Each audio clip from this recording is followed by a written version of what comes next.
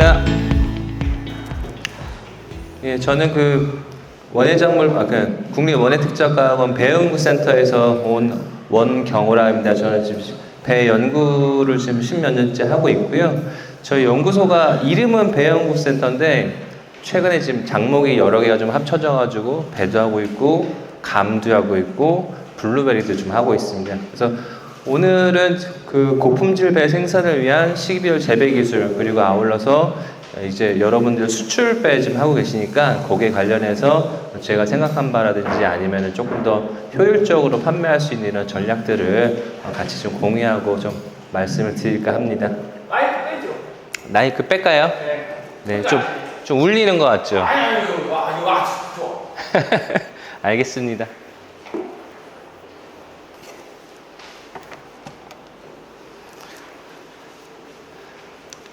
네, 저는 원경호라고 하고요. 2010년부터 지금까지 배연구센터에서 배를 연구하고 있습니다. 주로 배 품종 만들었고요. 그 다음에 이제 배 재배라든지 아니면 병 관련되어 있는 여러 가지 일들을 종합적으로 하고 있습니다. 일단 들어가기 앞서서 이제 국내 배 산업에 대해서 좀 간단하게 말씀을 드리려고 해요. 앞에 보시면은 숫자가 이제 높은 그래프가 점점 줄어들고 있는데요. 지금 앞에 보시는 거는 우리나라의 1인당 배 소비량입니다.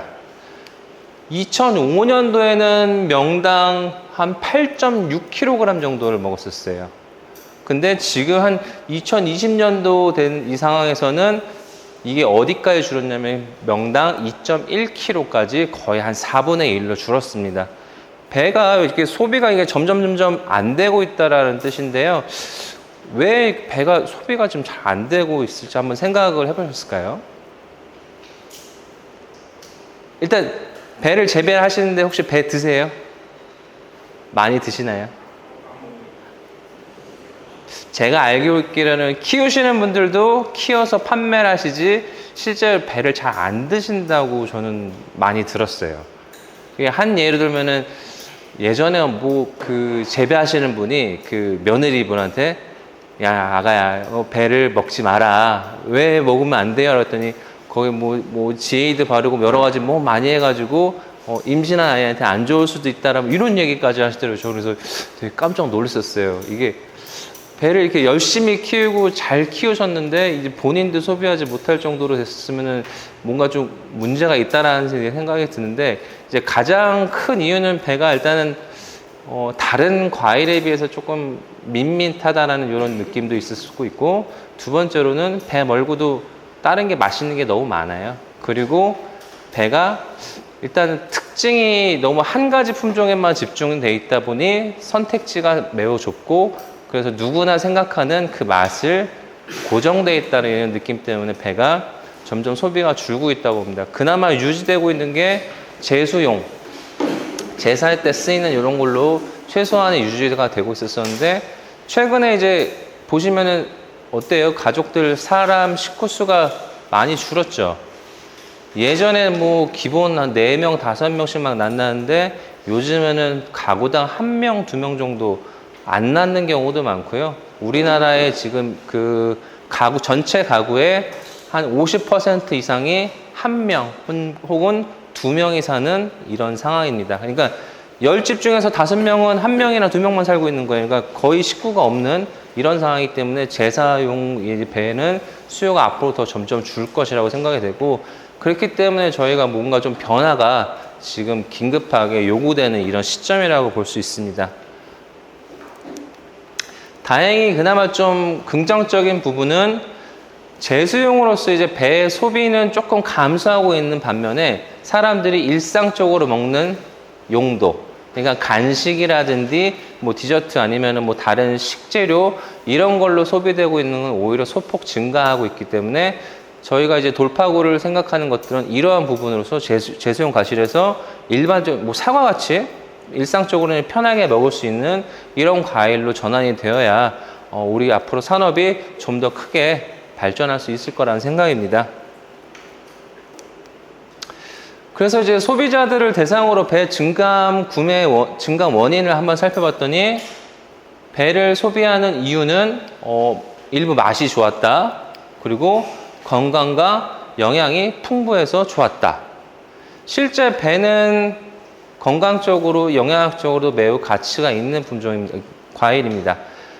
이제 배라든지 이러한 그 과육이 하얀 이런 과일들이 어떤 특성들이 있냐면은 저희 그 독소 물질, 체내에 있는 독소 물질들을 밖으로 배출하는 효과가 있어요. 그렇기 때문에 암이라든지 아니면은 알러지 아니면은 최근 문제되어 있는 미세먼지 이러한 독소들을 배출하는 효과가 탁월한 것으로 알려져 있습니다. 다른 과실에 비해서. 그렇기 때문에 저희도 이런 부분들을 계속 어필을 하고 있고 이런 부분들을 시장과 소비자들에게 인지를 시켜서 배가 맛도 있지만 영양학적으로도 매우 가치가 높은 이런 과실이라는 것들을 계속 주지를 하고 있습니다. 근데 이제 판매가 잘 되지 않는 이유를 또 살펴봤더니 맛이 없다라는 얘기도 많아요.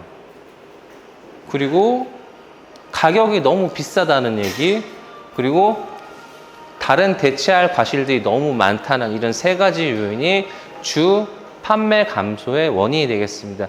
이런 현상들은 왜 일어났을까요? 배가 맛이 없다. 배가 맛이 없나요? 저는 배를 되게 맛있게 먹거든요. 배는 실제로는 되게 맛있는데 소비자들이 배가 맛이 없다고 느낀 거는 완벽하게 익지 않은, 덜 익거나 아니면은 조기에 너무 좀 촉진시켜서 빨리 설익은 이러한 배들이 유통이 되는 이런 부분들 때문에 아마 가장 큰 원인이 될 것 같고요. 두 번째로는 가격이 너무 비싸긴 합니다.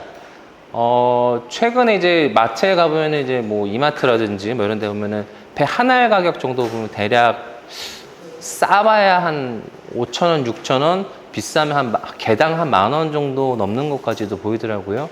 그러니까 하나 먹기가 좀 상당히 좀 부담스러워요. 그렇기 때문에 이러한 것들이 좀 배 소비 저하의 요인이라고 볼 수 있고, 배뿐만이 아니라 먹을 게 너무 많기 때문에 이런 부분들에서 배가 좀 더 많이 판매가 되고 산업이 커지려고 하면은 저희가 배의 강점들을 어필을 해서 소비자들 설득을 해서 배를 판매하는 것, 이런 데까지 연결될 수 있도록 같이 노력을 해야 될 것 같습니다. 그래서 저희가 이제 품종 개발한 거는 1960년대부터 지금까지 계속 개발하였고, 총 지금 45가지 품종, 그냥 생식용으로는 그 정도 품종들이 개발되어 있고요.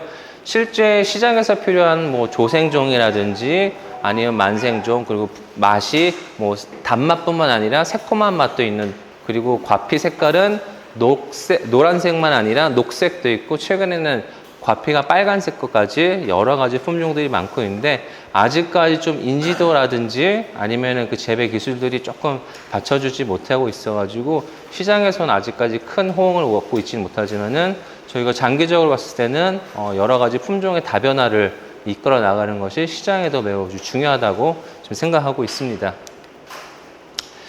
그럼 이제 국내에서 가장 많이 재배되고 있는 품종 신고에 대해서 간략하게 말씀드리면은, 신고는 1915년도에 개발되어 있는 일본에서 개발한 품종이에요. 천이천, 그러니까 아마노텐이라는 이런 품종과 이제 금천추, 이마무라키를 교배해서 만든 이런 품종인데, 원래 수확기는 9월 말에서 10월 상순입니다. 지금 많이 좀 더워져서 좀 당겨졌는데, 지금 상황에서도 9월 말 정도에 수확하는 게 가장 당도라든지 맛이 가장 좋은 거예요. 근데 지금 시장에서는 9월 말이 아니라 뭐 7월 말, 8월 초, 8월에도 나오고 되게 빨리 나오죠. 이런 것들은 이제 아무래도 여러 가지 목적이 있을 것 같긴 한데, 가장 큰 이유는 이제 대목을 노리기 때문에 그러겠죠. 추석에 아무래도 이제 과일들이 많이 유통되기 때문에 이러한 것들을 노려서 좀 빨리 성숙을 시키기 위해서, 그러다 보니 아무래도 좀 빨리 자란 애들은 강제로 좀 빨리 키우다 보니까 어떤 일이 생기냐면은 햇빛을 오랫동안 충분히 받지를 못해요. 그러다 보니까 크기를 결정하는 거는 햇빛이 아니라 물입니다. 과일 크기를 결정하는 건 물이랑 질소 같은 이런 애들이고, 실제 그 과일의 당도를 결정하는 거는 햇빛 양, 그러니까 당이 얼마나 축적되어 있는지가 이 당도를 결정하는 부분인데, 이제 이런 것들 때문에 과실의 품질이 좀 낮아지게 되는 이런 현상이 생기는데요. 신고 참 애증의 품종인데 좋은 품종입니다. 일단 수확량도 많고 또 잘 달려요. 꽃이 워낙 많이 피고 잘 퇴화도 안 되고 워낙 기르기도 쉽고, 지금까지 개발되어 있는 재배 기술들이 다 이 품종에 맞춰져 있다 보니 모든 재배 기술 교육 같은 것들이 신고에 맞춰서 이루어지고 있어서 가장 쉽게 접근할 수 있는 이런 품종입니다.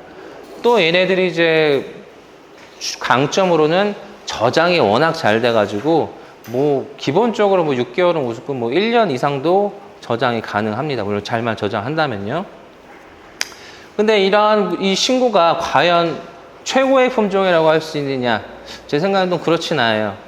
모든 사람들이 다 필요로 하거나 목적은 다 다르고 요구하는 품질도 다릅니다. 근데 신고가 모든 사람을 다 만족시켜 줄 수는 없어요. 그렇기 때문에 그 시장의 요구라든지 아니면 본인의 판매 전략에 맞춰서 품종을 선택을 하고 생산해서 판매하시는 것이 가장 중요하다라고 좀 판단이 됩니다. 그러면 그 주변에 이제 이웃 나라들, 일본이라든지 대만은 과연 배가 어떤 것들이 자라는지 한번 봐볼까요? 일본은 삼수 품종이라고 하죠.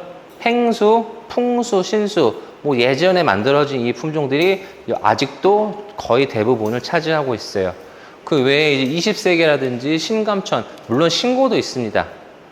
그렇지만 그 일본 같은 경우에는 이게 보시면은 많은 뭐 풍수라든지 행수가 한 절반 정도를 두 품종이 나눠 각각 한 4분의 1씩 절반 정도를 차지하고 있지만은 나머지 품종들도 한 절반 가까이는 재배가 되고 있어서 다양한 품종들을 소비하고 있다는 거고, 이제 대만 같은 경우에는 일본의 영향을 많이 받아서 풍수가 가장 많이 되고 있지만은 최근에는 이제 감롤이라고 해서 혹시 그 뭐 뉴스라든지 뭐 사진을 보셨나요? 배가 이만한 거요? 대만 배? 이게 감롤인데 엄청 크고 당도도 꽤 괜찮습니다. 저희 우리나라 보면은 만풍배 뭐 이러한 품질하고 좀 상당히 비슷한 이런 특성을 가지고 있는데, 이런 다양한 품종들이 이웃 나라에선 재배가 되고 있고 유통이 되고 있다는 부분입니다. 그 외에 이제 또 다른 특징으로는 이들 나라에서는 배를 저장하고 먹질 않아요. 얘네들은 모든 과일을 그냥 그 제철 음식이라고 생각하기 때문에 그때 딱 생산이 되면은 그때 먹고 그냥 끝이지, 얘네를 저장해서 뒀다가 막 겨울에 먹고 뭐 봄에 먹고 이런 문화가 거의 없습니다. 그럴 때 이게 우리나라랑 좀 다른 점이라고 보시면 될 것 같고요. 자, 그러면 이제 배에 대해서 조금 더 한번 알아볼까요? 아무래도 수출을 하시다 보니까 배에 대해서 어떤 생각을 가지고 계실지 저도 좀 궁금하고, 일단 배는 크게 두 개로 나눌 수 있어요. 서양배 그리고 동양배로 나눌 수가 있습니다. 동양배에서도 이제 중국 계통의 중국배랑 우리나라 쪽 계통의 남방형 동양배, 이렇게 두 가지 정도로 나눌 수 있고, 주요 재배국은 우리나라, 일본, 중국, 동남아, 동아시아 대륙에서 국한돼서 생산이 되고 있고요. 서양배 같은 경우에는 주로 유럽이라든지 미국, 뭐 뉴질랜드에도 호주에서도 생산이 되고, 물론 일부 동양배가 서양에서도 재배가 되고 판매가 되고 있습니다. 근데 얘네들의 특성을 보면은 서양배 혹시 드셔보셨을까요? 혹시 뭐 외국에 여행을 가셨다거나 아니면은 뭐 듣기로 하면 서양배는 어떻다라고 혹시 알고 계신가요? 뭐가의 맛이요? 서양배 같은 경우에는 동양배보다 좀 크기가 작고 일단 모양 자체가 표주벽으로 좀 독특하게 생겼어요. 근데 얘네들은 이제 수확해가지고 바로 먹는 과일이 아니고 따서 이제 저온을 저장을 했다가 다시 꺼내 넣어서 상온에서 후숙을 시키면서 얘네가 변해요. 그럼 과일이 어떻게 되냐면은 딱딱했던 과일이 그 약간 푸딩 같이 좀 뭐 젤리 같이 말랑말랑해지면서 안에 향기가 그 배의 향기, 우리나라 그 동양배랑 좀 다른 그 서양배의 독특한 향기가 확 올라오고 당도가 갑자기 높아지는, 그러니까 후숙 과일실이에요. 그런 거에 비해서 동양배는 어떤 특성을 가지고 있냐면은 크기가 좀 크고 그 과육이 아삭아삭해요. 근데 서양배는 흐물흐물하는 이런 느낌으로 먹는 건데, 동양배는 아삭아삭하고 그 과즙량, 물량이 서양배에 비교해서 매우 높기 때문에 딱 먹었을 때 이게 시원하고 감칠맛 있고 아삭아삭한 이런 느낌이라고 보시면 됩니다. 그래서 이게 서양에서는 동양배를 어떻게 생각하냐면은 배가 아니라 아예 전혀 다른 것일로 보고 있어요. 외국인들이 생각하는 배는 이 서양배지 우리나라 배가 아니에요. 그렇기 때문에 이 서양배랑 동양배는 이름은 배지만 아예 전혀 다른 과실로 취급이 되고 있다고 보시면 돼요. 그냥 배로 인식하는 거는 동아시아에 국한돼서만 그렇게 유통이 되고 있습니다. 그래서 한국배 수출 현황을 보면은 이제 최근 4년 됐을 때 평균 물량이 이제 해마다 한 24,000톤 정도가 수출이 되고 있고, 평균 수출액이 한 73,000 US 달러. 그러니까 대략 하나로 한 1,000억 정도가 조금 안 되는 이 정도 수준을 유지하고 있는데, 물론 연도마다 약간의 변동폭은 있습니다만은 평균적으로 그래도 일정하게 계속 수출이 유지되고 있는, 우리나라 농산물에서 가장 수출이 많이 되고 있는 이러한 품목 중에 하나이기 때문에 여러분들 수출에 외화를 벌어들이는 선봉자이자 매우 효자 노릇을 하고 있고 산업에 매우 중요한 역할을 하고 계시다고 자부하셔도 될 것 같습니다. 수출배 이제 비중을 한번 봐보면은 2017년부터 2024년까지 봤을 때 재배 면적이 계속 조금씩 줄어감에도 불구하고 생산량도 조금 줄긴 했지만 그래도 어느 정도 그 생산량을 유지하고 있고, 수출 물량도 약간의 소폭 증가하는 추세이긴 하지만 비슷한 양을 유지를 하고 있습니다. 수출 비중도 역시 비슷한데 대략 수출 비중이 전체 우리나라에서 전체 생산되는 것 중에서 한 14%, 13% 정도가 수출되고 있다고 보시면 돼요. 그러면은 13% 정도 수출하기 위해서 저희가 뭐 딱 그것만 수확하는 건 아니잖아요. 아무래도 선과도 해야 되고 여러 가지 작업을 하다 보면은 실제 우리나라 배의 한 20% 정도는 이제 수출을 하기 위해서 작업을 하거나 유통이 되고 있다라고 보시면 됩니다. 이러한 것들이 이제 우리나라 배값을 이제 그 변동폭이 그나마 적게 유지해주는 이런 역할도 하고 있고요. 그 주요 수출 시장을 보면은 아무래도 미국이 좀 땅덩어리가 크기 때문에 미국이 가장 많이 수출되고 있습니다. 실제 2022년과 2023년을 봐도 전체 한 10,000톤 정도가 미국에 수출되고 있고, 이제 그 외에 대만, 베트남, 캐나다, 홍콩 순 정도로 생각하시면 되겠는데, 이제 가장 주요 고객이라고 하면 아무래도 미국하고 대만, 베트남 정도가 될 수 있을 겁니다. 수출 가격으로 봤을 때는 조금씩 상승을 하고 있어요. 그래서 보통 미국에서는 한 3.5달러 정도, 그리고 대만은 한 2.58, 베트남 같은 2.4, 캐나다 같은 경우는 3.5. 캐나다는 좀 가격이 많이 나가긴 하지만 워낙 물량이 적기 때문에 좀 이런 부분들이 있고, 홍콩은 주로 이제 그 고급 식당 위주로 주로 수출이 되고 있는 상황인데, 요거 보시면은 이제 최근에 베트남을 좀 눈여겨 보셔야 되는데, 베트남이 다른 시장에 비해서 수출량이 많이 늘어나고 있어요. 그리고 단가도 계속 높아지고 있고, 게다가 최근에 이제 뭐 K-팝, K-컬처 이런 것 때문에 우리나라에 대한 인식이 매우 좋습니다. 그렇기 때문에 이러한 베트남 시장이 앞으로 좀 떠오르는 수출 시장으로 아마 각광을 받을 것이라고 지금 예상이 돼요. 실제로 제 얘기를 홍콩이라든지 현지 가서 얘기를 들어보면은 동아시아권, 이제 중국은 아직 좀 덜하긴 한데, 이제 베트남이라든지 이런 부분에서 우리나라 배는 어떤 용도로 쓰이냐면은 본인들이 먹는 용도가 아니라 그 고급 관리들 아니면은 높은 사람들한테 선물하는 이런 매우 고급 거실로 유통이 돼요. 그래서 얘들이 본인도 먹지 못하는 거를 비싸게 사가지고 이제 선물하는 이러한 용도로 주로 판매가 되고 있다고 합니다. 그렇기 때문에 이런 부분들을 공략하신다고 한다면은 좀 더 수출하는데 좀 편하거나 단가를 높일 수 있는 이런 부분이라고 생각이 됩니다. 자, 그러면 수출배를 이제 좀 더 잘하기 위해서, 계산하기 위해서 저희가 어떤 부분들이 필요할지 한번 생각을 해봤는데요. 일단 첫 번째로 국내 여건이 좀 너무 안 좋습니다. 농가는 고령화가 되고 있는 것에 비해서 인구는 계속 줄어들고 있고 농작업을 할 사람이 없어요. 그렇기 때문에 실제 우리나라에서 외국인 노동자가 없으면은 농사를 짓지 못한다는 얘기가 나올 정도로 좀 심각한 상황이고요. 이제 농작업할 때 인건비뿐만 아니라 이제 자재비 같은 것들이 계속 오르고 있기 때문에 비용은 높아짐에도 불구하고 소득은 항상 일정하게 그냥 이게 별 변화가 없는 좀 이런 특성을 가지고 있고, 아까도 보셨지만 수출 시장에서는 딱 세 가지 층으로 구분되어 있습니다. 동양배는 중국산 가장 싸고 품질이 낮다고 좀 인식이 되고 있고, 일본산 가장 품질이 좋고 비싸다라고 인식이 돼 있고, 한국산은 딱 그 중간에 이제 가격대 성능비가 좋은 이러한 품질 과실로서 인식을 하고 있어요. 이게 지금 너무 오랫동안 고착화가 되어 있기 때문에 이게 변동이 안 됩니다.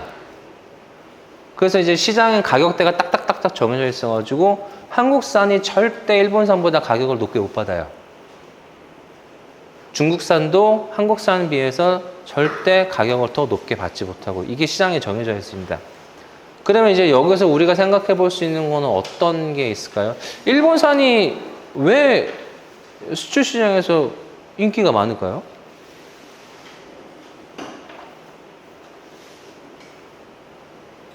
혹시 한번 생각해 보셨나요? 간략한 예로 이제 그 홍콩 마켓 가보면은 일본 배가 두 알 들었는데 홍콩 달러로 한 100달러 가까이에요. 근데 이제 우리나라 거는 비싸면은 한 60, 70? 그리고 중국 거는 40달러 미만. 이게 딱 그레이드가 정해져 있거든요. 왜 그럴까요? 일본 과일이 뭐 더 예뻐서? 더 커서? 예?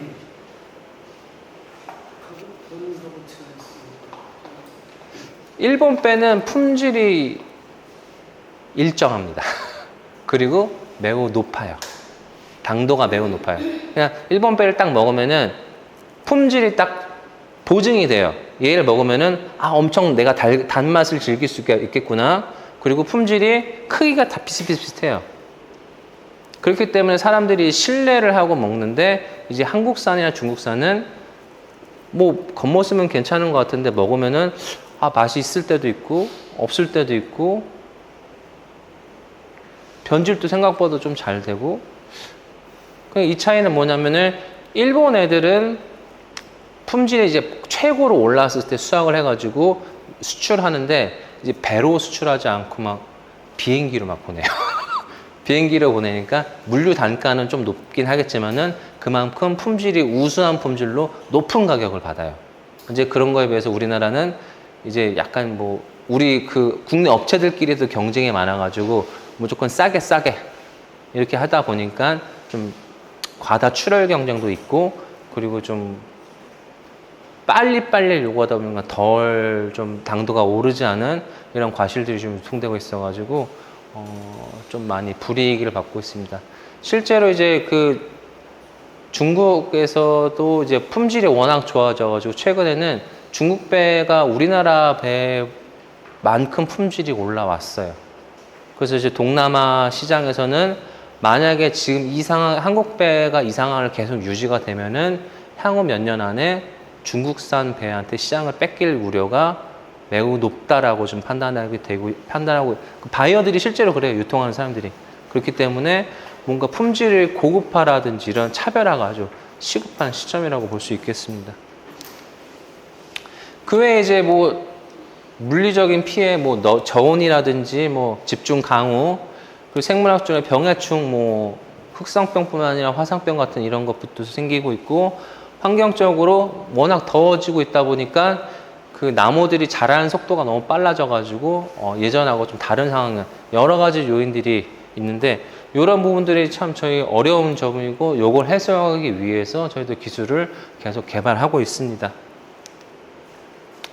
그다음에 이제 수출배에서 가장 중요한 거는 아까 말씀드린 첫 번째로는 품질 관리, 가장 균일한 품질들을 만들어내는 것이 가장 중요하고요. 두 번째로는 안전성입니다. 그러니까 얘네들이 정말 깨끗하고 먹었을 때 해가 없는 이런 것이다. 실제로 예전에 미국에서 수출을 했었을 때 이제 그 불합격이 돼서 현지에서 도착을 해버렸는데 통관이 안 돼가지고 다시 다 회수되는 이런 사건도 있었었는데, 이런 것들 때문에 봤을 때 안전성 확보하는 것이 가장 중요하다고 보고요. 그러면 이걸 하기 위해서 가장 손쉬운 방법은 여러 가지 선생님들이 뭐 재배를 워낙 잘하시고 하시니까 내가 전문가긴 하지만은, 외국에 있는 사람들이 봤었을 때 뭐 잘한다고 하지만은 뭐 이게 증거가 없잖아요. 왜냐하면 본인이 키우는 거를 볼 수도 없고 뭐 증거가 없기 때문에, 그렇다고 한다면은 저희가 이용할 수 있는 무기는 인증 제도입니다. 그렇기 때문에 수출에서는 가장 중요한 요건 중에 하나가 글로벌 GAP를 가지고 있느냐, 이런 것들도 큰 강점이 되고 있습니다. 실제로 이제 일부 나라에서는 이거를 잊지 않으면 수출도 하지 못하는 경우가 있기 때문에 이런 것들을 혹시 없으신 분들은 서둘러서 인증을 확보하시는 것이 좀 필요하다고 봅니다. 자, 그러면은 전체적인 서론을 여기까지는 마무리하고, 두 번째로 이제 배나무가 어떻게 크고, 그리고 얘네들이 이제 품질을 올리기 위해서는 뭐 어떤 것들이 필요한지 한번 좀 같이 말씀을 나눠보시죠. 지금 1월부터 12월까지 이게 시간 순서고요. 시간 순서고 배가 커 나가는 것들을 보여주는데, 1월에서 3월까지는 별 이상이 없습니다. 얘네들은 그때 휴면 상태이기 때문에 큰 변화가 없는데, 이제 3월 이후로 이제 휴면에서 깨어나기 시작하면은 얘네들이 수체내에 있는 저당 양분들을 이제 소모하기 시작해요. 소모하면서 꽃도 만들고 잎도 만들고 이런 현상이 되겠죠.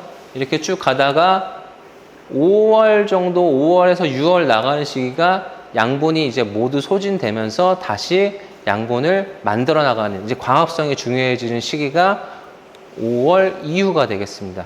자, 이 이후로부터는 꽃이 착화가 되면서 열매가 생기고 본격적으로 이제 커져 나가는 것은, 과실이 커져 나간 거는 6월 중순부터 과실이 점점점 커져 나가게 되고요.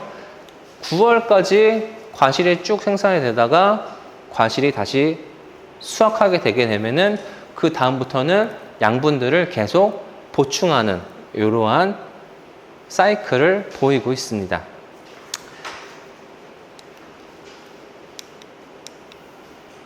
실제로 이제 배나무의 양분 흡수량을 보게 되면은, 앞에는 휴면 기간이고 뒤에도 휴면 기간이기 때문에 뒷부분은 말씀을 안 드리고 4월부터 가장 중요한 9월까지만 말씀을 드릴게요. 요 실선으로 보이는 게 질소입니다.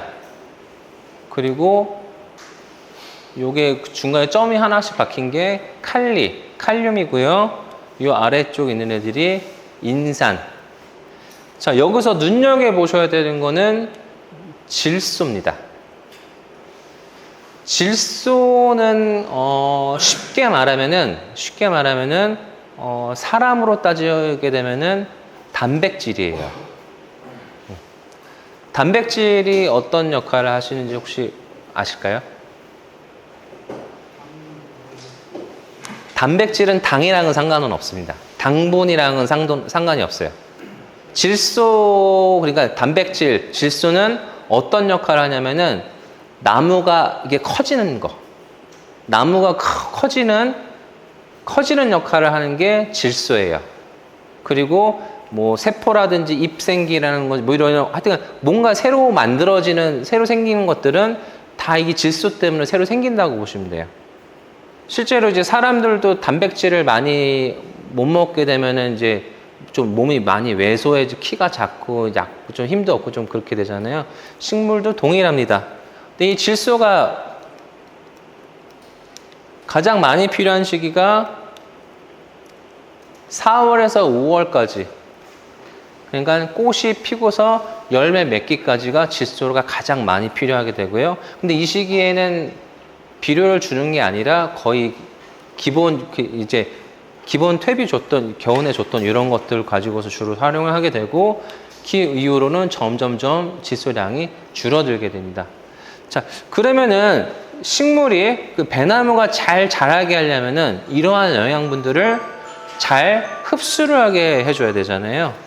그럼 식물들은 이러한 영양소를 어떻게 흡수를 할까요? 이 영양분 어떻게 흡수할까요? 그러니까 뿌려주면 될까요? 그냥? 저희 기본적으로 가는 이제 퇴비 뿌려주는 거, 이게 이제 기본적으로 영양을 공급하는 건데, 이 퇴비 뿌려주는 게 끝이 아니에요. 그럼 얘네들이 영양소를 먹는 거는, 얘네가 입이 있는 건 아니잖아요. 사람같이 입이 있는 건 아니잖아요. 이런 영양소를 다 어느 걸로 먹을까요? 아니에요. 잎은 아닙니다. 뿌리예요. 배나무가, 식물이, 과수가 영양분을 흡수할 수 있는 유일한 곳이 뿌리입니다. 그렇기 때문에 뿌리가 제대로 자라거나 튼튼하지 못하면 나무가 상태가 항상 안 좋아요. 뭐 저희가 연면십이라고 하죠. 잎에다가 막 영양제 뿌리기도 하고 막 하잖아요. 연면십으로 이렇게 뿌리게 되면은 그 안에 있는 것 중에서 한 어느 정도가 식물한테 전달이 될까요?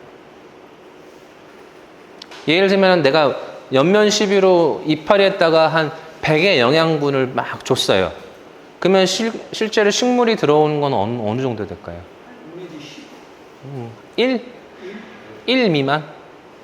1 될까 말까요? 그냥 2% 뿌려주는 거는 정말 얘가 너무 없을 때 긴급하게 할 수 있는 용도로는 되지만은 실제로 배나무에 영향을 주는 건 거의 영향이 없어요.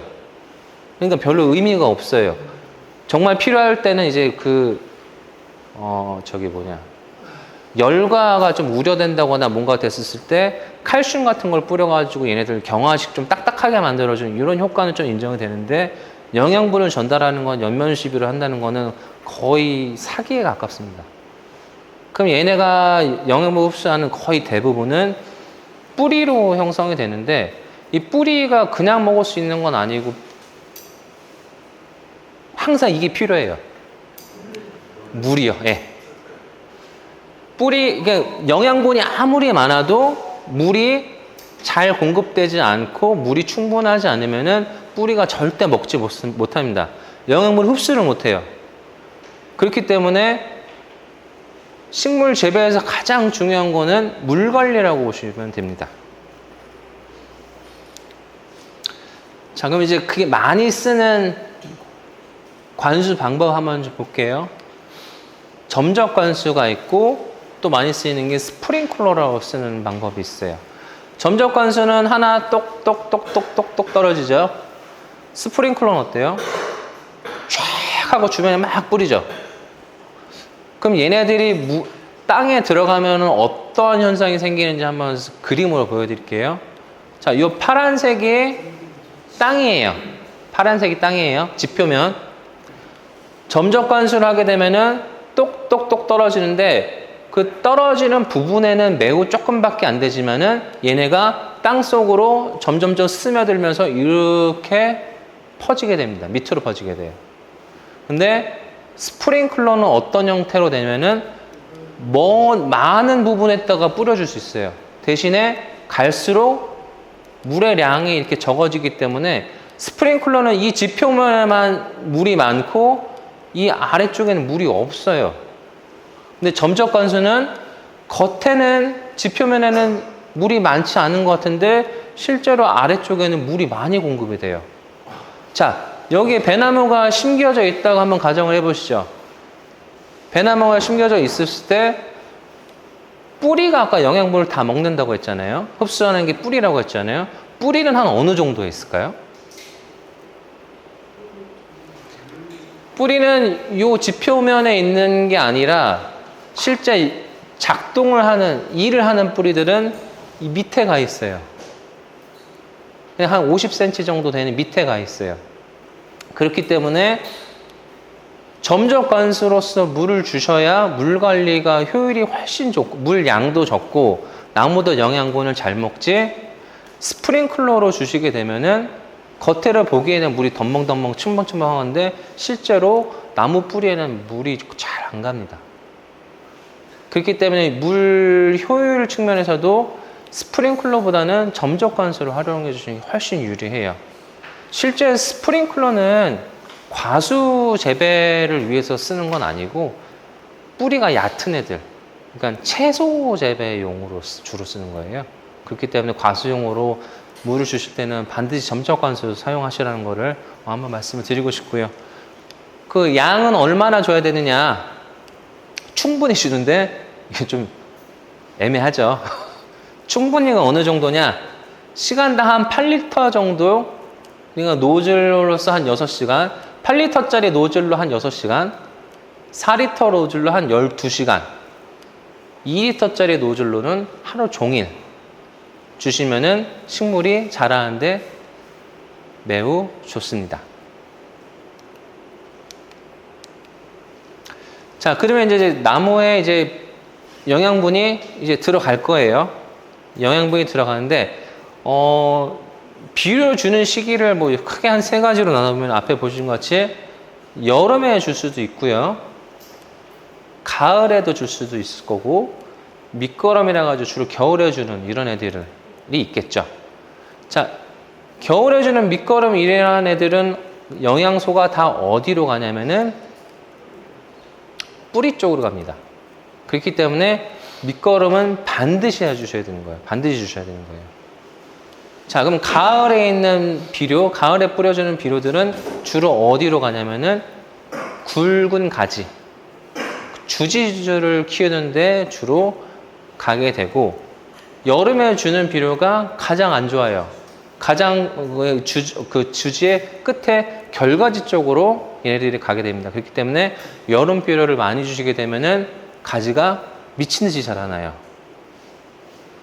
그래서 과도하게 도장이 되거나 아니면은 그 영양 불균형이 생기는 것들이 이런 여름 같을 때 이제 추비해 주실 때 이런 때 많이 생기기 때문에 여름 비료는 웬만하면은 주시지 않는 게 좋습니다. 네. 자, 아까 말씀드렸다는데 질소가 되게 중요하다고 했잖아요. 질소는 과일을 키우는 역할을 해요. 그렇기 때문에 질소가 많아지면 많아질수록 과중은 점점 커집니다. 질소 중단하는 시기, 질소를 이제 안 주기 시작하는 게 6월 1일에 이제 질소를 이제 멈추고 이제 9월 1일 날 질소를 멈췄을 때, 그러면 이만큼은 줬다는 얘기, 계속 줬다는 얘기인 거잖아요. 질소를 오래 쓰면 쓸수록 과일은 점점 커지는데, 과일은 커지는 데에서 어떤 일이 생기냐면 당도는 계속 떨어져요. 그러니까 이게 명확하게 입증되진 않았지만은 과일 하나에 당도가 어느 정도 정해져 있습니다. 총 설탕의 양이 정해져 있는데 얘네가 너무 이렇게 커지게 되면은 어때요? 이제 뭐 얘를 이렇게 생각하시면 될 것 같아요. 내가 하면 설탕이 한 10g 정도가 있는데 10g에다가 물을 뭐 1리터를 붓느냐 아니면 물을 뭐 100리터를 붓느냐에 따라 단맛이 다를 거 아니에요. 물을 많이 부으면 부을수록 단맛이 없을 거고, 크면 클수록 단맛이 덜할 거고, 작으면 작을수록 단맛이 강하겠죠. 그렇기 때문에 이런 부분들 어느 정도 조절하셔야 됩니다. 과일이 너무 커도 안 좋지만 너무 작아도 안 좋고, 그렇다고 당도를 고려를 안 할 수도 없기 때문에 보통 질소는 아무리 늦어도 7월 이전에는 질소를 그만 사용하셔야 돼요. 혹시나 뭐 아직까지도 쓰고 계시면은 질소를 이제 좀 중단하시고서 이제 과실 당도 높이는 위주로 주로 집중을 하시면 될 것 같습니다. 실제 이제 농가 과원에서 이제 옆에 이제 입에 있는 질소량과 과실의 크기 그리고 당도로들을 실제로 비교했을 때도 옆에 질소의 양이 줄어들면 줄수록 당도는 높아지는 거에 비해서 질소량이 높으면 높을수록 당도가 낮아지는 것을 확인할 수가 있었습니다. 즉 당도를 결정하는 것은 질소가 아니에요. 당도를 결정하는 건 질소가 아니라 과일의 크기를 결정하는 것이 질소가 됩니다. 자, 그러면 이제 가장 중요한 거죠. 도대체 배나무의 당도를 그러면 어떻게 올려야 될까요? 햇빛이 잘 들어야죠. 그렇죠.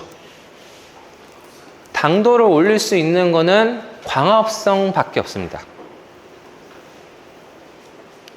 식물 이제 과일 주변에 이제 잎들이 막 분포를 할 거고 잎에서 햇빛을 받아가지고 광합성을 하게 되는데 이 광합성을 그러니까 이산화탄소와 물을 이용해서 광합성을 이용하면은 글루코스, 그러니까 당이 만들어지고 이 당들이 모여가지고 다시 모여가지고 과당으로 변화하게 되고 이런 것들이 주로 과실 단맛을 내는 이러한 일들을 하게 됩니다.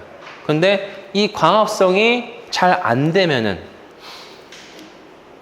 설탕, 당 자체가 적을 수밖에 없겠죠. 그렇기 때문에 광합성 양을 최대한 높이고 광합성 효율을 좋게 해주는 것이 과실의 당도를 올리는데 가장 중요하다고 보시면 돼요. 자, 그러면은 잎이 무조건 많으면 좋을까요?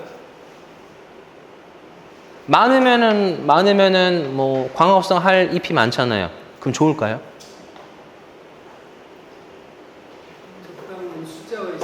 적당한 숫자가 있어야 돼요. 맞아요. 잎이 너무 많으면 어떻게 되냐면은, 이건 좀 좋은 예는 아닌데, 잎이 너무 많으면은 그늘이 많이 생기게 되고, 그늘이 많이 생기는 잎에 있는 잎들은 그 잎이 되게 불량해집니다. 그러니까 막 잎이 좀 너무 얇거나 아니면 이게 축축 늘어지고 힘이 없다거나 딱 봐도 이게 때깔이 별로 좋지가 않아요. 이런 데에 비해서 빛을 잘 받는 잎들은 매끈매끈하고 윤기 있고 두껍습니다. 실제 햇볕을 잘 받는 잎하고 햇볕을 잘 못 받는 잎을 비교해서 현미경으로 얘네들을 보게 되면은 햇볕을 잘 받는 애들은 두꺼워요. 잎이 두꺼워요. 근데 햇볕을 못 받는 잎들은 잎이 얇습니다. 그리고 세포의 양 자체도 확연하게 차이가 나요. 그럼 이 세포에서 요게 지금 이렇게 점점점점 막 찍혀 있는 거 보이시나요? 지금 저 점점점 찍혀 있는 이런 세포들이 광합성을 해서 일을 하는 세포들인데 햇볕을 잘 받는 애들은 두꺼운 애들은 이런 애들이 엄청 많기 때문에 광합성이 엄청 잘하는데 그늘진 곳에 있는 애들은 이런 게 너무 적기 때문에 광합성을 잘 하지 못합니다. 그러니까 얘네들은 질소는 질소대로 쓰고 광합성은 잘 하지 못하고 별로 도움이 되지가 않아요. 그렇기 때문에 잎이 많다고 좋은 게 아니라 잎이 골고루 잘 퍼지면서 그 과실 있는 안쪽에 잎이 없도록, 그러니까 잎이 이게 어떻게 되는, 이게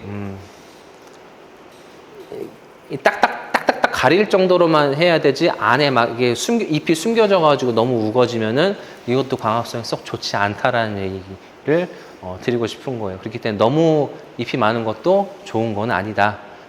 햇빛을 잘 가리지 않도록 잘 고루고루 퍼지게 관리를 하는 것이 가장 중요하다.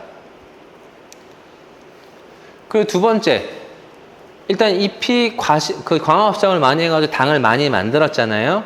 그럼 이 당이 많이 만들었는데 이 잎에서 만든 당은 일단 잎에만 있어요. 그럼 이 잎에 있는 게 과일로 전달이 돼야 되잖아요. 낮 중에는 이런 일이 생기지 않습니다. 낮에는 당이 축적이 되지 않고 당을 만들기만 해요. 그럼 이 당이 잎에 있는 당들이 과일로 이제 옮겨가는 요거는 주로 저녁에 이루어집니다. 해가 떨어진 이후에 일어나는데 얘네들이 일을 잘하려면 어떻게 해야지 일을 잘하냐면은 좀 시원해야 돼요. 만약 사람도 그렇잖아. 너무 더우면은 일하기가 싫잖아요. 얘네들도 너무 더우면은 일을 잘 못합니다. 그래서 저녁에는 시원해야지 낮에 만들었던 것들이 과일로 당이 다 이동을 해요. 근데 너무 기온이 높아버리면은 당은 내가 많이 만들었는데 이게 과일로 전달이 되지 않기 때문에 온도를 낮출 수 있도록 유도를 해주시는 게 좀 필요해요. 그렇기 때문에 일교차가 큰 지역, 그렇기 때문에 산 같은 데라든지 아니면 이렇게 경사지가 그래서 이제 이런 당도를 높이는 데 상당히 유리한 거고, 만약에 그게 조금 어렵다라면은 저녁에 온도를 좀 떨어뜨릴 수 있는 방법으로 해질 무렵에 약간의 뭐 미세 살수라든지 이런 물을 좀 뿌려주든지 하셔가지고 주변의 온도를 좀 낮추게 된다면은 이런 것들이 과실의 당도를 향상시키는데 매우 크게 도움이 됩니다. 실제로 이걸 통해서 당도 차이가 한 1도 정도까지도 차이가 나니까 이런 것들을 좀 잘 염두에 두시고 활용하시면 좋을 것 같습니다. 자, 그러면 두 번째로 시기별로 재배 관리를 한번 말씀을 드려볼게요. 시간 순서대로 갈게요. 자, 봄철에 꽃이 피게 될 때 이제 가장 흔하게 일어나는 피해는 저온 피해죠. 올해도 진짜 저온 피해가 많았었어요. 예. 근데 이게 앞으로 저희가 예상은 앞으로 더 많아질 것 같아요. 이게 지금 저희가 우리나라 기온이 너무 변해가지고 사계절이라고는 하는데 여름은 길어지고 겨울은 짧아지고 여름은 더 더워지고 겨울은 더 추워지고 대신에 봄, 가을에는 막 추웠다 더웠다 막 들쭉날쭉하고 막 비도 잔잔히 계속 오는 게 아니라 한번 쏟아붓고서 안 왔다가 쏟아붓고 안 왔다가 막 이런 동남아시아에서 일었었던 이런 일들이 지금 계속 벌어지고 있거든요. 근데 이게 앞으로도 계속 유지가 될 것 같아가지고 이번 부분을 좀 염두에 두셔야 돼요. 그래서 앞으로도 점점 봄에 저온 피해가 더 커질 우려가 있기 때문에 대비를 하셔야 되는데, 저온 피해의 주로 증상은 이제 꽃잎이 이제 갈변되는 것도 있고 암술이 까맣게 변하는 이런 것들도 있고요. 꽃을 잘라보면은 암술 밑에 있는 배주까지 까맣게 다 죽어버리는 이런 형상들이 주요 저온 피해의 특징입니다. 이런 것들은 겉으로 봤을 때는 티가 안 나는 경우도 있는데 실제 육아기에서도 얘네가 피해가 어떻게 나타나면은 과피가 이제 매끈하지 못하고 색깔이 막 얼룩덜룩한 이러한 거라든지 아니면 과피의 일부분에 이제 상처난 것 같은 흑변 같은 것들이 보인다든지 아니면은 과피 이제 꽃받침 있던 부분들이 이렇게 둥글게 색깔이 좀 누렇게 변하는 이러한 것들도 이런 저온 피해들의 증상이라고 보시면 돼요. 그래서 이러한 과일들은 과일이 잘 자라더라도 기형과일 확률이 매우 높기 때문에 이러한 부분은 미연에 빨리 적화를 하셔가지고 정리를 하시는 게 좋습니다. 자, 그러면 저온은 언제 발생하느냐? 항상 발생하진 않아요. 근데 저희가 봤었을 때 보통 낮에 온도가 18도 이하로 좀 낮고 저녁 9시에 기온이 한 4도 정도로 좀 낮게 유지되면서 바람이 없고 구름이 없는 날, 즉 이때가 어떤 때냐면 바람이 없다라는 거는 이게 공기가 이동하지 않는다는 거거든요. 그렇게 되면 어떤 일이 생기냐면은 공기가 이동하지 않으면서 저녁에 온도는 떨어질 거 아니에요. 그렇기 때문에 땅에 있는 데는 땅은 빨리 식잖아요. 위에보다 빨리 식잖아요. 땅은 차가운데 위에는 뜨겁고 그러면은 이 공기층이 아예 딱 고정이 돼 버립니다. 밑에 있는 데는 다 찬 기온이 몰려 있고 뜨거운 기운은 위로 막 다 가 있는 상태예요. 그러니까 저희 찬 거는 위로 올라가고 차가운 건 아래로 내려간다는 이런 건 기본적으로 상식으로는 알고 있잖아요. 이게 기온 공기상에서도 똑같은 일이 일어납니다. 그렇기 때문에 바람이 없는 날은 매우 위험해요. 찬 공기가 밑에서 움직이지 않고 머물러 있어요. 그렇기 때문에 저온이 발생하기가 매우 쉽습니다.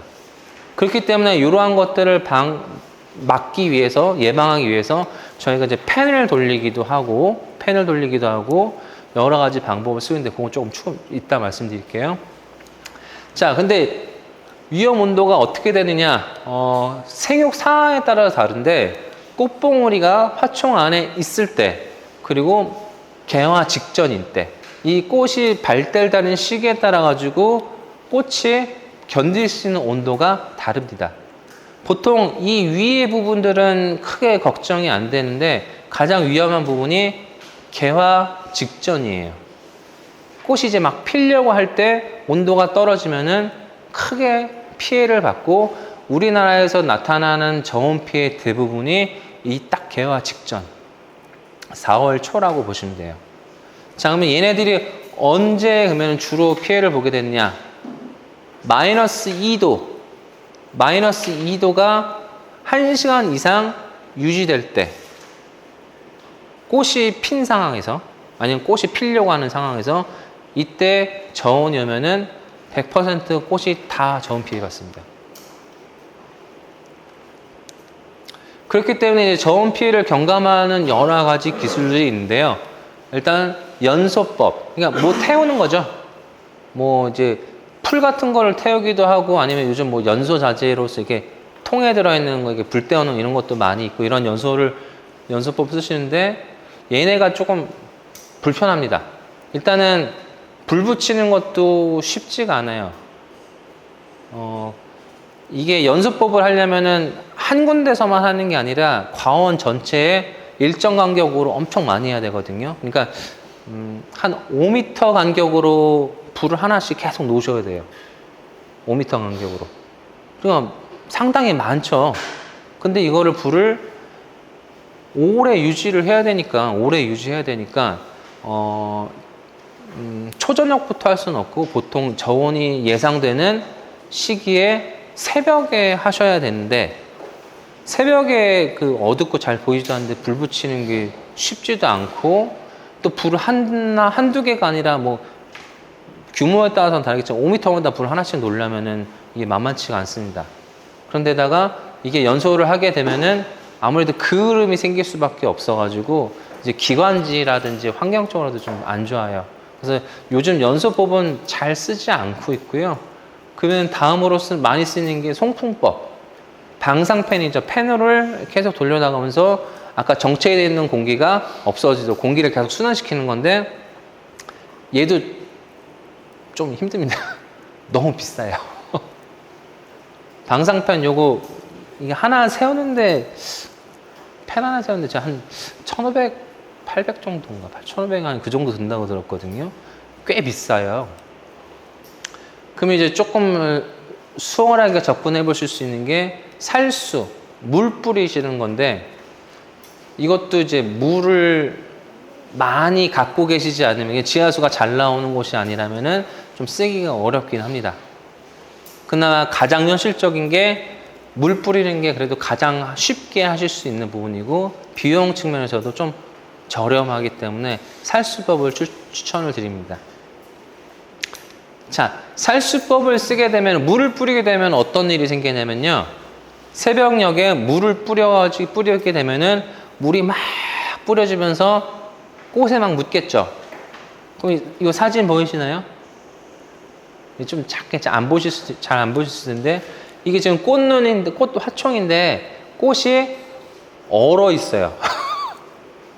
물 묻어가지고 꽃에 물이 묻어가지고 얼음 속에 꽃이 갇혀 있어요. 이러면은 꽃이 더 얼어 죽는 거 아니냐? 안 그렇습니다. 이렇게 얼음으로 얼려버리면은 바깥에 비해서 이 얼음 안이 2도 정도가 높아요. 온도가 높아요.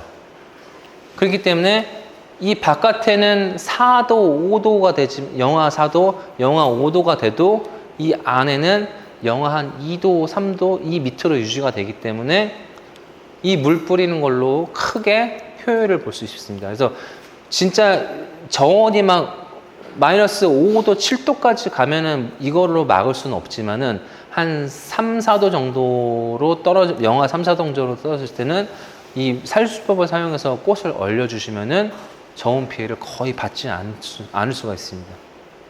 대신에 이제 물량이 좀 많기 때문에 이제 스프링클러라든지 아니면 이제 포그 같은 거, 포그 같은 걸로 물량을 좀 줄이시는 이런 것들을 접근해 보시면은 효과적으로 대응하실 수 있을 거예요. 자, 그러면 이제 저온 피해를 이제 지나고 나서 이제 수분을 해야 되는 시기. 수분을 하는 이유는 이제 배는 같은 품종끼리는 수정이 안 됩니다. 그러니까 예를 들면은 신고는 꽃가루가 없는 품종이긴 하지만 그래서 어차피 얘는 꽃가루가 없기 때문에 외부에서 인공 수정을 해야 되는데 이제 황금배라 뭐 추황배라든지 아니면 뭐 다른 이런 애들은 꽃가루가 있거든요. 근데 얘네를 한 품종만 갖고 있으면은 수정이 되지가 않습니다. 왜냐면 사람도 이제 그 동성동본 결혼을 못 하잖아요. 그게 왜 그러냐면은 같은 씨족끼리 계속 결혼을 해버리면은 안 좋아져요. 그 예전에 영국에 보면은 영국에서는 그 왕이 그때 힘이 되게 셌거든요. 그래가지고 지네들이 이제 귀족이니까 자기네 이제 높으신 분들끼리만 잘 살려고 근친 결혼을 되게 많이 했었어요. 그러니까 뭐 왕자랑 뭐 공주랑 결혼하고 언니 오빠랑 결혼하고 막 지네들끼리만 결혼하는 거예요. 지네끼리만 이제 그 유지를 하려고. 이제 그러다 보니까 태어나는 애들이 막 병이 자주 걸리고 일찍 죽고 막 이런 현상들이 있었거든요. 그래서 자연적으로는 이제 같은 씨족끼리는 결혼해서 애를 만들질 못하게 이렇게 하고 있습니다. 근데 식물도 똑같아요. 같은 애들끼리는 이게 안 생기게 돼 있어요.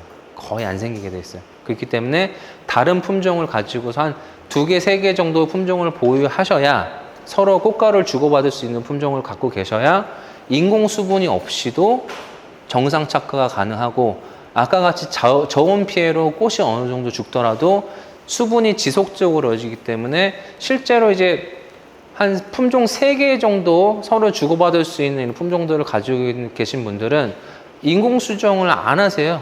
인공수정을 안 해도 뭐 저온이 오건 말건 항상 일정하게 착화가 유지되고 있기 때문에 이런 부분들이 장기적으로 봤을 때는 인공수정 비용, 꽃가루 비용도 아끼고 매우 유리하다고 볼 수 있습니다.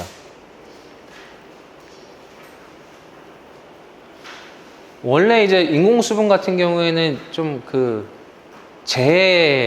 그러니까 재해 때문에 이제 수확량이 확보가 되지 않을 때 억지로 수확을 만들기 위해서 하는 게 인공수정이었는데 이제 우리나라 같은 경우 이제 신고가 이제 주 재배종으로 이제 되다 보니 꽃가루가 없어지고 이제 일상적으로 하게 되는데 이게 썩 장기적으로 봤을 때는 이렇게 바람직하지는 않은 것 같아요. 예. 최근에 지금 꽃가루가 많이 오른 거 아시죠? 지금 한 봉지에 한 6만 원, 7만 원 하나요? 예. 예, 그 정도 가는데 이게 중국에서 거의 다 수입을 하거든요. 중국에서 거의 다 수입을 하는데 올해 수입량이 갑자기 적어진 이유가 중국에서 가격이 많이 올랐어요. 중국에서 가격이 많이 올랐어요. 왜냐면 걔네들도 이제 산업이 커지다 보니까 예전에는 그냥 자연수분하고 뭐 지네끼리 막 했는데 우리나라 이제 재배기술을 도입하다 보니까 걔네들도 이제 막 인공수정을 하기 시작하니까 꽃가루가 지네들도 모자른 거야. 그러니까 가격이 너무 높아져가지고 막 6만 원, 7만 원 하는데 제 보기에는 이게 내년에는 더 오를 것 같아요. 이게 앞으로 가면 갈수록 꽃가루가 계속 오를 것 같아요. 왜냐면 계속 양이 부족하니까. 그리고 인건비도 계속 오르겠죠. 그러면은 이게 나중에는 인건비라든지 자재비가 너무 많이 들어가지고 제가 보기에는 인공수정으로 감당이 안 될 수도 있어요. 실제로 일본에서도 예전에 인공수정을 하다가 이제 걔네들도 꽃가루 비용이 이게 너무 오르기 때문에 인공수정을 안 하고 지금 이제 자연수정으로 걔네들도 하고 있는데 한번 좀 진지하게 인공 수정을 안 할 수 있는 방법을 좀 고려를 해보시는 게 좋을 것 같습니다. 자, 근데 인공 수분을 하셔야 된다고 하면은 어느 정도 할 때 하자면은 과원의 꽃이 한 40에서 한 80% 정도 폈을 때, 대략 한 절반 정도 폈을 때 이제 인공 수분을 해주신다고 보시면 되고요. 기상이 한 15도에서 25도 정도일 때 개화 후에 3일까지도 가능은 합니다. 근데 개화 무렵이라든지 약간 좀 일찍 해주시는 게 좋고요. 왜냐면은 너무 늦어버리면 이미 다 말라버리거나 이런 현상들이 있기 때문에. 그리고 가장 취약한 거는 온도랑 습도, 바람이에요. 인공 수정하는데 온도가 15도 이하로 떨어졌다 하시면 별로 효과가 좋지 않습니다. 그리고 바람이 많이 분다. 역시 좋지가 않아요.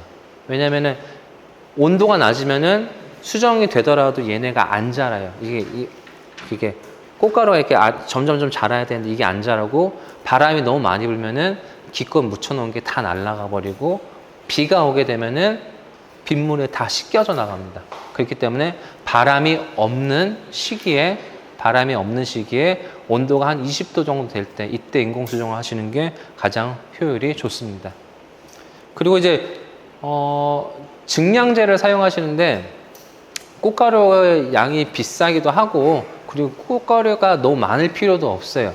꽃가루가 너무 많을 필요도 없기 때문에 이제 석송자 같은 걸 섞어가지고 이제 양을 많이 늘리는데 이 늘리는 이유는 꽃가루를 적게 쓰기도 하지만은 수정이 잘 됐는지를 눈으로 확인할 수도 있기 때문에 석송자 같은 이런 증량제를 많이 사용을 합니다. 근데 무턱대고 증량제를 섞는 게 아니라 꽃가루 사용하려고 하는 꽃가루의 발화율을 보셔야 돼요. 내가 가지고 있는 꽃가루 발화율이 너무 낮다. 한 50%도 발화가 안 되더라. 라고 하면은 섞지 않고 그냥 쓰시는 게 좋습니다.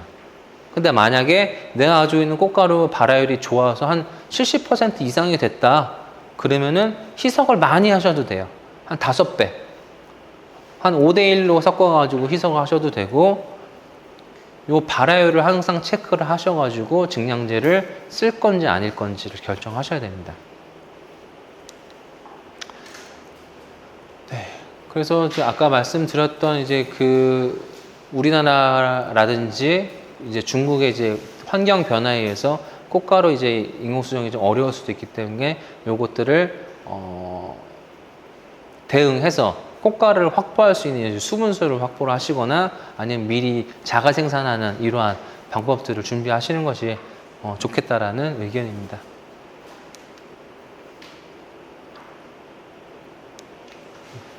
네, 실제로 이제 꽃가루가 이제 주스에 붙어가지고 되다 보면은 여기가 지금 암술이거든요. 암술 머리에서 꽃가루가 여기에 붙으면은 요 밑에 그 자방으로 꽃가루가 점점 자라나가면서 씨앗을 만들게 됩니다. 과일을 만들게 돼요. 근데 이게 온도가 너무 낮거나 아니면은 같은 품종의 꽃가루 사용하게 되면은 꽃가루가 자라질 않습니다. 그렇기 때문에 수정이 안 되다는 요거를 사진을 보여드리는 거고요. 최근에 이제 일부 지역에서 이제 드론으로 인공 수분하는 거가 효과적이다라고 해가지고 이제 광고도 많이 하고 많이 쓰셨던 데도 있다라고 알고 있어요. 근데 저희가 이제 이게 진짜 그런지 한번 확인해 보기 위해서 드론으로 한 거랑 인공 수분 한 거랑 비교를 한번 해봤었어요. 비교를 해봤더니 결과가 이렇게 나왔습니다. 자, 오른쪽부터 설명을 드릴게요. 자연 방임. 자연 방임은 아무것도 안 한 거예요. 그냥 내버려 둔 거. 인공 수분을 한 거는 사람이 인공 수분 해준 거. 현타액 수분하고 가루 수분 요 두 개가 드론으로 인공 수분한 겁니다. 근데 수치가 보면 어떠세요? 얘네 둘이랑 얘랑 어때요? 차이가 별로 없죠. 그러니까 드론 인공 수분은 그냥 안 하고 내버려 두는 거랑 별 차이가 없어요. 그러니까 뭐 말은 되게 그럴듯하고 이렇게 막 꽃가루가 날리면서 묻을 것 같지만은 실제로는 수정 효과가 거의 없습니다. 배나무가 착과하는 거는 바람이랑 그냥 묻는다고 착과가 되는 게 아니거든요. 수정 방법은 여러 가지 있는데 이제 풍매화라고 해가지고 그냥 꽃가루가 날리기만 하면 묻으면은 이제 수정이 되는 경우도 있고, 대표적인 이런 풍매가 소나무 같은 것들은 그냥 바람으로 날아가기만 해도 이제 수정이 되는데, 이제 사과나 배 같은 애들은 바람으로 되는 게 아니라 원래는 곤충으로 돼요. 곤충이 어떻게 되냐면 꽃가루를 갖고 와서 주드에 톡톡톡톡 쳐줘요. 톡톡톡톡 쳐줘야 이제 이게 묻어서 들어가거든요. 그렇기 때문에 이런 그런 게 없이 그냥 바람으로 했을 때는 이제 저희가 했을 때 크게 효과가 없더라. 근데 물론 절대적인 건 아니고 나중에 뭐 좀 더 기술이 더 개발이 된다면 드론에서도 뭔가 다른 기술이 있을 수는 있겠죠. 그렇게 되면은 인공수분 효율이 늘어날 수도 있겠지만은 일단 현재 그냥 드론을 가지고서 그냥 바람으로 뿌리기만 했을 때는 크게 효과가 없더라는 것이 지금까지는 연구 결과가 그렇습니다. 생육이 너무 불량하거나 좀 좋지 않을 경우에는 하계전정은 그냥 건너가셔도 됩니다. 근데 과원에 이제 나무 생장이나 생육이 좋을 경우에는 이러한 과실 품질을 올리기 위해서 하는 부분들이 하계전정이 되고, 주요 목적은 이제 도장지 같은 것들 제거해서 이제 수강 상태를 좋게 해서 과합성 효율을 높이는 것과, 두 번째로는 이제 그 꽂는 분할을 촉진해서 다음에 쓸 꽂는들을 확보하는 이런 것들이 하계전정의 목표가 되겠습니다. 그래서 지나치게 너무 많이 하시게 되면은 가지가 다 잘라졌기 때문에 그 질소들이 다 과일로 옮겨가 버려요. 그러면 과일이 너무 커지게 되기 때문에 당도가 떨어지는 이런 걸 주의하셔야 되고, 아까 저 선생님하고 말씀하셨던 게 당의 측면에서 발생한 이제 측면에서 나온 가지가 한 1m에서 1m 30 정도 됐을 때 7월 초에 이제 20에서 한 40도 정도까지 저희는 유인을 하기를 권장을 드리는데, 선생님께서는 이제 다른 데서는 이거를 6, 70초로 세워가지고 한 2, 3년 정도 키웠다가 이제 이렇게 하시는 이런 부분도 있는데, 이제 이거는 목적이 조금 달랐기 때문에 그거에 좀 오해가 있을 수 있었던 것 같아요. 그래서 이 부분들에서는 그 가지를 어떻게 사용하실 거냐에 따라 가지고 차별적으로 선택을 해서 적용하시면 될 것 같습니다. 그래서 5월 상중에서 5월에서 6월까지 이제 주로 눈 따기를 하시고, 이제 지금 시기에는 도장지 제거하는 걸 중심으로 해주시면 되고요. 자, 이런 거 관리하실 때 이제 그 신초들을 보고서 본인 과원의 영양 상태를 좀 알 수가 있어요. 신초가 이렇게 위로 올라갈수록 가지 잎의 형태가 이렇게 마른 먹고를 보이게 된다면은 질소가 좀 적었기 때문에 저장성이 약화되면 조숙될 수 있는 이런 특성들이 있고, 이렇게 불규칙하게 막 커졌다 작았다 커졌다 작았다 이런 것들이 나타나는 경우는 영양분이 적절하게 공급되지 않고 끊어졌다가 많아졌다 끊어졌다 많아졌다 이런 것들 얘기하기 때문에 이 부분 같은 경우에는 일정하게 물이 관수가 유지가 될 수 있도록 관리를 해주셔야 됩니다. 그리고 가장 좋은 거는 위아래가 이게 고르게 되는 것이 좋고요. 이제 위에가 이렇게 비대하게 될 경우에는 질소가 너무 많은 거예요. 그래서 이런 부분들은 질소를 빨리 중지를 하시고서 그 과실 같은 걸 좀 착화 관리 하시는 것이 중요합니다. 순정리 같은 경우에는 이제 과실 주지라든지 그 가까운 데에서 나와 있는 이러한 순 같은 거를 이제 제거를 해주셔가지고 불필요한 영양소가 소모되지 않도록 정리를 해주시는 거고요. 그 다음에 순정리 하실 때 이게 전체 나무를 보고서 이걸 파란색 이걸 두 개를 주지로 봤을 때 이 주지 한 절반 정도까지 이 안쪽으로는 새순이 되도록 나오지 않도록 잘 정리해 주시고, 이 중간 이후에 이 부분들은 그냥 내버려 두시는 것이 중요합니다. 왜냐하면 이쪽엔 솔직히 과일을 달더라도 과실 품질이 썩 좋지 않고 그다지 추천하지 않는 부분입니다. 그래서 전저 유인할 때 아까 말씀드렸듯이 주지에서 뻗어나오는 결과지도 주지에 너무 붙어있는 부분들은 과지 소질이 그렇게 썩 좋지가 않아요. 그래서 한 3분의 1 이후로 이 부분들을 과지를 집중적으로 관리하셔서 결과지로 양성을 하시는 게 과실 품질을 유지하는 데도 좋습니다. 네, 그래서 이 부분들 같은 경우에는 아까 말씀드렸던 이제 그 신초 제거하는 유인하는 방법인데, 이제 여기서 추가적으로 말씀드리고 싶은 건 뭐냐면은 신고 같은 경우에 이제 가지를 한번 결과지를 쓰시면 오래 쓰시는 경우가 많잖아요. 근데 아무리 신고가 꽃이 잘 달리고 한다더라도 한 가지를 너무 오래 쓰시면은 과실 품질이 계속 떨어집니다. 예를 들면은 신고의 하나의 결과지에서 10년 동안 계속 동일하게 과일을 달았을 경우에 과실의 당도, 크기 같들이 점점 안 좋아져요. 지금 사람으로 비교했을 때도 사람이 이게 과일을 만드는 거는 결국에 따지면은 이제 애를 낳는 거나 마찬가지거든요. 그래서 만약에 너무 이게 오래도록 같은 부분에서 착과를 해서 이렇게 하게 되면은 과실 품질이 낮아지기 때문에 보통 아무리 늦어도 신고라고 하더라도 10년 안에는 결과지를 계속 교체를 하시는 것이 좋습니다. 그래야지 일정의 고품질 과실들을 지속적으로 달 수 있어요. 그래서 가지 갱신에 인색하지 마시고 제가 추천하는 주기는 신고라고 하더라도 7, 8년 전에 한 번씩은 가지를 좀 갱신해 주시는 것이 좋습니다. 자, 그리고 과일 수확하는 것들은 이제 저희가 설명 자료들이 나와 있는데 이제 각 품종마다 언제 수확을 해라. 그리고 이제 농센터나 이런 데서도 이때쯤 수확을 하십시오. 이렇게 얘기가 다 나올 수도 있고 알고 계시는 것들도 많겠지만 제가 추천드릴 만은 여러분 과원에서 그냥 남의 말만 듣지 마시고 실제로 과실을 이게 살짝 눌러 보신다거나 아니면 시기가 어느 정도 도래했다라고 하면 한번 맛을 보세요. 왜냐면 지금 요즘 날씨가 너무 뜨거워지고 있고 기온이 변하고 있기 때문에 저희가 공지를 드리더라도 그게 모든 과원에 일률적으로 적용된다고 볼 수는 없어요. 그렇기 때문에 본인의 과원에 맞춰서 맛을 보고서 당도가 올랐는지 아니면 품질이 어떤지 이걸 보시고서 수확을 하시는 것이 가장 좋고요.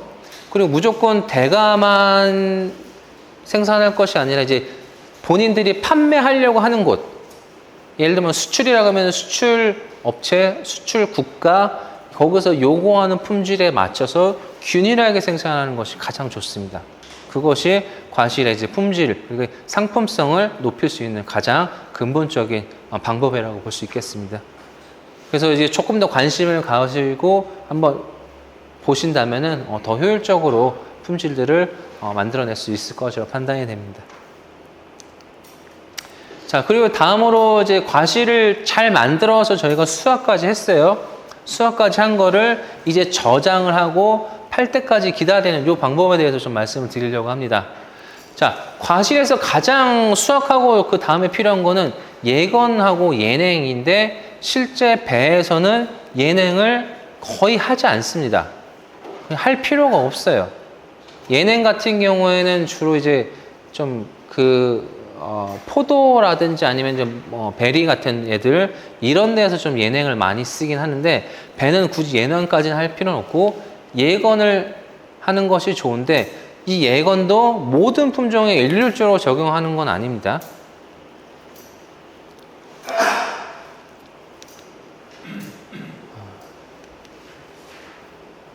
제가 우리 이게 차례차례 가게 되는데 자, 요거 말씀드리고 싶은 건 제가 뭐냐면은 예건을 하기 위해서 이제 과일 수확을 하시고서 여기에다가 과일을 다 쌓아 놓으셨어요. 근데 쌓아 놓으시고 어떻게 하시냐면 참 예쁘게 가지런히 탁탁탁탁탁 쌓아 놓으시고 빈틈없이 꼬박꼬박 딱 빼곡하게 쌓아 놓으시고 얘네가 이제 벌레라든지 막 이런 거에 이제 피해를 보지 않기 위해서 위에 이제 비닐까지 쫙 쳐가지고 예건을 하셨어요. 이 좋은 걸까요? 어때요? 어떻게 생각하세요? 좋지 않을까요?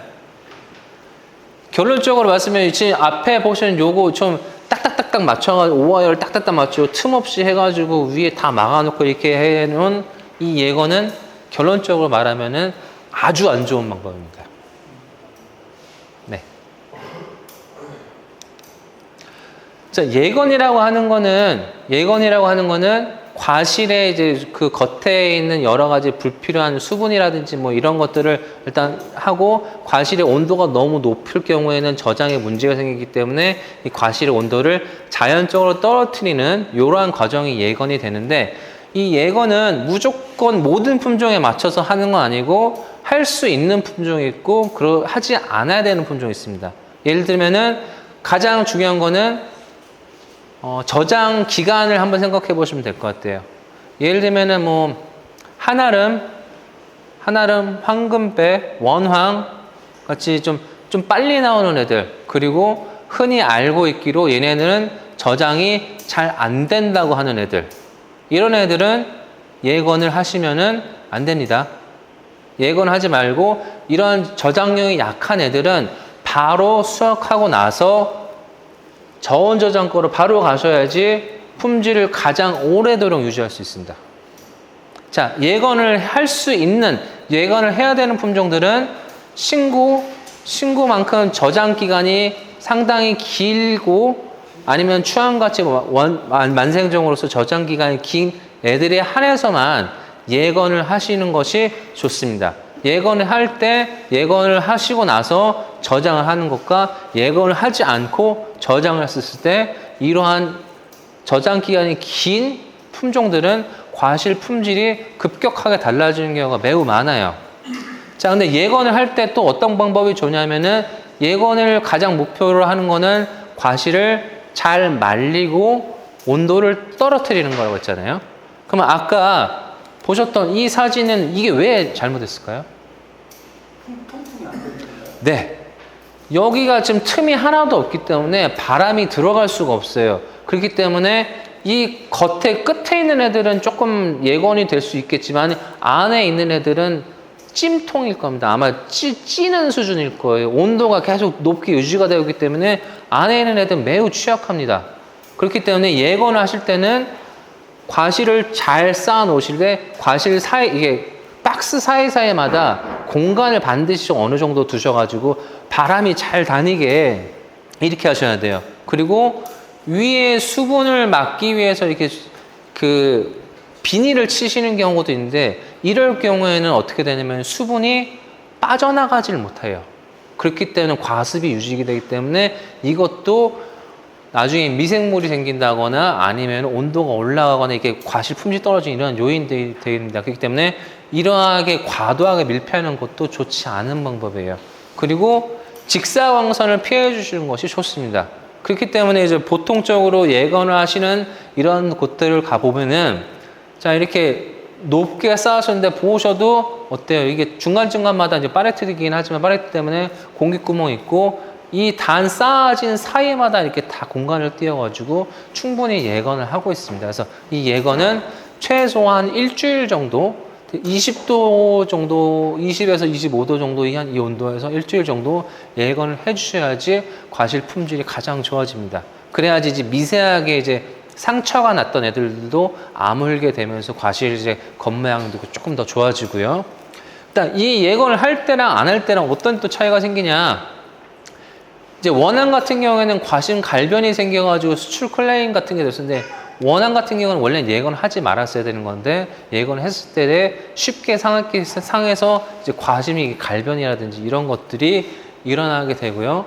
이제 그 예건을 해서 이제 과심 갈변이라든지 과피 흑변 막 이런 게 일어날 경우에는 안에 있는 이제 과심 갈변 같은 경우에는 안에 이제 시큼한 냄새가 생기기 시작해요. 안에 이제 그 발효가 되면서 안에서 이제 에탄올 같은 것도 만들어지고 알코올도 만들어지고 이제 아세트알데히드 같은 것도 만들어지기 때문에 과일 품질이 급격하게 낮아지는 현상이 이러한 주요 원인이 되고 있습니다.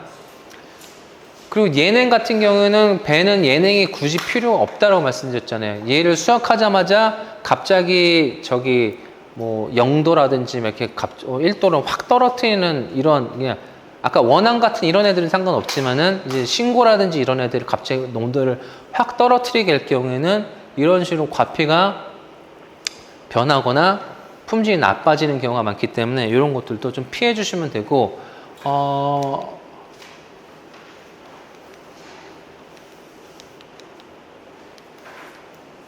네. 그리고 또 다른 또 피해의 방법으로는 이제 과피 흡변이 생기는 경우도 있는데, 이것도 모든 품종에서 일어나는 거 아니고 이제 그 추앙배라든지 일부 품종에 대해서 과피 흡변이 생기는데, 이 과피 흡변의 원인 역시 저희는 대부분 아마 예건이 잘 되지 않았을 경우라고 생각을 해요. 물론 과피 흡변의 원인은 너무 많습니다. 원인 자체는 너무 많아요.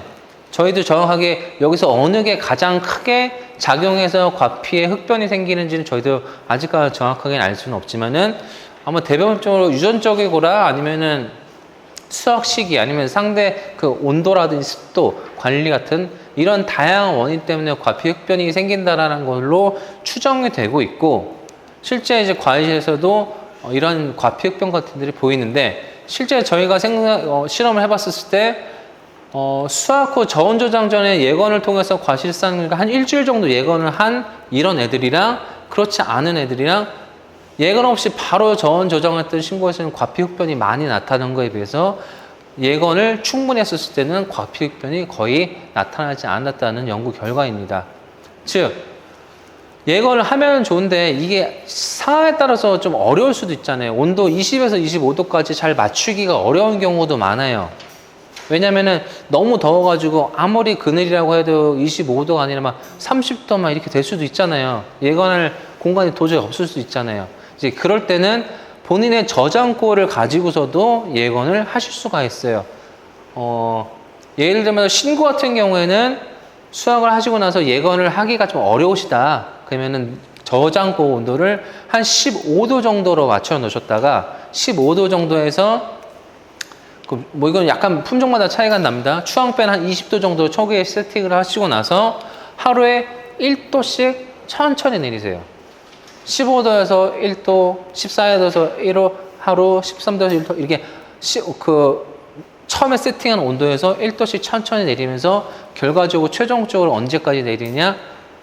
0도에서 1도 사이.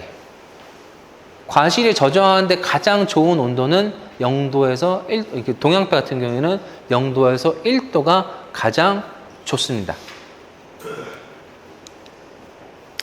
자, 그래서 실제 이제 급속 그 신고 같은 경우에 예건 없이 바로 저온 저장을 했을 경우에는 과피 흡변이 한 70%가 나타나는데, 온도 순환을 통해서 이게 천천히 떨어뜨렸더니 과피 흡변이 한 0.2% 거의 나타나지 않았었어요. 그리고 추앙배에서도 아까 그 온도 천천히 떨어뜨려 가지고 저장하는 이런 방법이었을 때 과피 흡변이 하지 않았을 때는 거의 80% 가까이 나타나는데, 온도 순환을 해서 천천히 했더니 10% 미만으로 과피 흡변율이 매우 낮게 나타나는 이런 것들을 확인할 수가 있었습니다. 그 외에 이제 또 생각하셔야 되는 게, 과실을 저장하는 동안에 온도가 잘 안 맞을 경우에는 동해도 입을 수가 있어요. 그래서 여러분이 쓰시는 저온 저장고의 온도를 가장 측정하기 좋은 거는 그 저장고 앞에 있는 온도 패널 있잖아요. 이거 너무 믿지 마세요. 이게 잘 안 맞아요. 잘 안 맞기 때문에 온도를 측정하기 위해서는 그 저장고 안에 별도로 온도계를 하나를 더 두십시오. 가장 좋은 거는 이제 한두 개 정도 과실을 좀 소비하더라도 과실에다 이렇게 온도계를 꽂을 수 있는 게 있어요. 과실 찔러가지고 온도를 잴 수 있는 게 있는데, 이 찔러가지고 과실의 온도가 0에서 1도 정도가 되면은 가장 좋은 거고, 전체 그 실내 온도가 0에서 1도 정도에서 왔다 갔다 한 0.5도 미만으로 왔다 갔다 하는 게 가장 유지가 잘 되는데, 실제 이제 패널에 저장고 앞에 있는 본인의 그 조정하는 패널이랑 안에 있는 온도가 다른 경우가 많기 때문에 이런 부분들은 좀 온도를 체크를 하셔야 됩니다. 동해 입었을 때는, 동해라는 거는 안에 얼음이 생기는 건데, 만약에 그 실제 과일의 온도가 한 마이너스 1.5에서 2도 정도까지 되면은 얘네가 단물이 있다고 하더라도 얼어요. 얼었던 것들이 상온에 나가면은 녹게 되잖아요. 녹으면 어떤 현상이 생기냐? 어는 거는 어떤 현상이냐고 생각하시면은, 그러니까 이 과육이 물주머니라고 보시면 돼요. 물주머니인데 거기에 뭐 여러 가지 당이라든지 뭐 이게 같이 있는 물주머니인데, 얼어버리면은 어떻게 되냐면은 이 물주머니 안에 있는 물들이 얼어버려요. 그럼 이 물이 얼어버리면 어떻게 돼요? 딱딱해지죠. 딱딱해지면서 물주머니가 찢어져요. 날카롭기 때문에 물주머니가 찢어지게 되고 언 상태에서는 그게 티가 나지가 않습니다. 이게 다 같이 얼어져 있기 때문에 주머니가 찢어져 있어도 세포가 터져 있어도 티가 나지 않아요. 근데 얘네가 얼어 있는 게 녹게 돼서 다시 상온으로 유통이 될 때는 이제 그게 보이기 시작합니다. 찢어졌던 터졌던 게 이제 드러나면서 점차 이렇게 색깔이 검게 변하게 돼요. 그다음 이렇게 되다가 이게 더 유지가 되면은 이제 신내가 막 나고 과실이 썩기 시작하는 거죠. 그렇기 때문에 저장했을 때도 항상 온도 관리에 주의를 하시라는 거고, 센서를 항상 1년에 한 번씩 그래도 점검을 받아가면서 이게 잘 맞는지를 보시고 안에 내부에 별도의 온도계를 활용해서 저장 온도를 잘 체크를 해 주시기를 바랍니다. 그리고 저장고 안에서도 팬 같은 걸로 공기순환이 잘 되도록 해서 구석에 있는 부분하고 중간에 있는 부분들의 온도가 일정하게 잘 유지가 될 수 있도록, 만약에 이제 팬이 잘 돌지 않는 경우에는 특정 부분에는 온도가 낮고 다른 부분은 온도가 높은 이런 좀 불균형이 날 수 있기 때문에 이런 것들도 감안을 하시게 된다면은 저장고 위치별로 온도계를 좀 두시면은 그걸 가장 효율적으로 체크를 하실 수가 있습니다.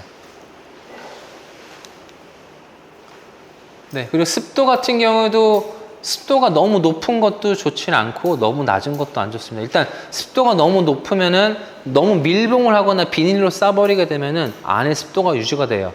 한 90% 이상 넘어가게 되면은 과습이 되는데, 이때는 어떤 현상이 생기냐면은 이게 눅눅하면은 뭐가 잘 생기잖아요. 어떤 게 잘 생기죠? 곰팡이 잘 생기고 세균 번식이 매우 빨라집니다. 따라서 습도가 너무 높으면은 이런 변질 우려가 있고, 만약에 습도가 너무 낮으면은 과실이 쪼글쪼글쪼글해지면서 과실의 습도가 밖으로 다 빠져나가게 됩니다. 그게 너무 건조하게 되면 이런 현상이 되기 때문에 보통 유지하시는 게 가장 좋은 거는 한 70% 유지하시는 게 좋은데, 습도는 솔직히 좀 체크하기가 좀 어렵긴 해요. 그래서 가장 쉽게 체크하실 수 있는 거는 과실 봉지 있잖아요. 과실 봉지째로 하시는데 거기에다가 물을 살짝 뿌리셔가지고 이 과실 봉지가 너무 막 이게 찌글찌글한 게 아니라 살짝 과실 봉지가 약간 눅눅하게만 할 정도로, 이 정도로만 유지가 되면은 그때가 가장 좋은 습도 조건이라고 보시면 됩니다.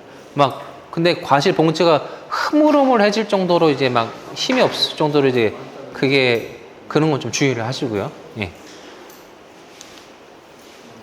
그래서 요런 같은 경우에 보시면은 비닐을 활용한 가장 안 좋은 예입니다.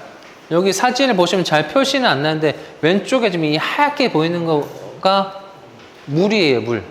결로 생긴 건데, 이렇게 밀봉을 하시게 되면은 습도가 잘 안 빠져나와가지고 너무 과습을 주시기 때문에 불가피하게 이렇게 비닐을 씌우시더라도 위에는 이렇게 구멍을 잘 뚫어 놓으셔가지고 습도를 좀 잘 유지가 될 수 있도록 하시는 게 좋습니다. 그 다음으로 이제 수출 컨테이너 같은 경우에서는 이제 요건 조금 덜 하실 것 같아요. 컨테이너를 직접 쓰시진 않을 것 같기 때문에 이건 업체에서 이제 주로 하시는 부분이라 가지고 요거는 좀 생략을 하도록 하겠습니다. 자, 그리고 나서 지금 강조드리고 싶은 거는 지금 화상병 때문에 전국적으로 좀 많이 긴장이 되고 있었는데, 최근에 지금 6월 18일 기준으로 봤었을 때 올해 전국에서 백한 농가에서 한 40헥타 정도 발생을 했고, 주요 이제 경기, 강원, 충북, 충남이었고, 전북에서도 무주에서 지금 발생했습니다. 지금 전남도 아직까지는 깨끗한데 비공식적으로는 뭐 많이 얘기가 나와요. 지금 어디가 된 것 같다는 얘기도 있는데 아직 공식적으로 나오진 않았습니다만은 화상병이 좀 급속하게 번지고 있어서 이 부분을 좀 주의를 하셔가지고 하시면 좋겠습니다. 아직까지는 사과가 좀 피해가 더 크지만 배도 좀 피해가 크기 때문에 화상병균에 되게 간략하면서 균이 좀 되게 독해가지고 오래 간다라는 거고, 주요 이제 걸리는 것들은 봄철이라든지 겨울철 많이 걸립니다. 이게 화상병 균이 그냥 그 나무에 이게 부빈다고 해서 걸리진 않아요. 그러면 얘네가 화상병 균이 나무에 들어가는 거는 어떨 때냐면 상처 났을 때, 아니면 구멍이 뚫려 있을 때, 딱 요 시기가 봄철이랑 겨울철 전정할 때입니다. 봄철에 꽃이 수분할 때 그 수분을 타고서 화상병균이 들어올 수 있는 게 요게 딱 하나 있고요. 두 번째로는 겨울철에 전정해서 나무에 상처가 났었을 때 그때 균이 파고들 수 있습니다. 요 두 시기를 제외하고는 다른 시기에는 조금 걸리지 않는 부분이긴 하지만은 그래도 나무에 상처가 있고 균이 묻으면은 걸릴 수 있다는 걸 항상 유의하셔가지고 상처가 잘 나지 않도록 유의를 해주시고 농기구를 좀 깨끗하게 사용하시는 게 소독해서 쓰시는 게 좋습니다. 그래서 화상병 증상은 앞에 보신 것 같이 검게 타고 다 말라버리고 나타나는 현상이고 불에 데인 것 같다는 이러한 현상이 있습니다. 그리고 이러한 얘기 같은 경우는 그냥 그 상태 그대로 정지를 해버려요. 그 상태 그대로 정지하고 감게 타기 때문에 다른 병하고 구별이 되긴 합니다. 그 때에 따라서는 증상이 좀 다양하기 때문에 무조건 검은 것만 된 게 아니라 갈색으로 색이 변하더라도 막 이게 그 물 같은 게 진물 같은 게 막 흘러나오고 누출액 같은 게 흘러나오는 경우도 세균에 감염됐다는 증상이기 때문에 이럴 때는 혹시 화상병 의심을 해보고 싶어서 검진을 받아보시는 게 좋습니다. 그래서 월동기에는 잘 보이지 않는 경우도 많아요. 월동기에는 잘 안 보이고 그냥 약간 색깔이 너무 진하게 갈색이 좀 진하거나 어둡게 변하는 경우가 대부분이고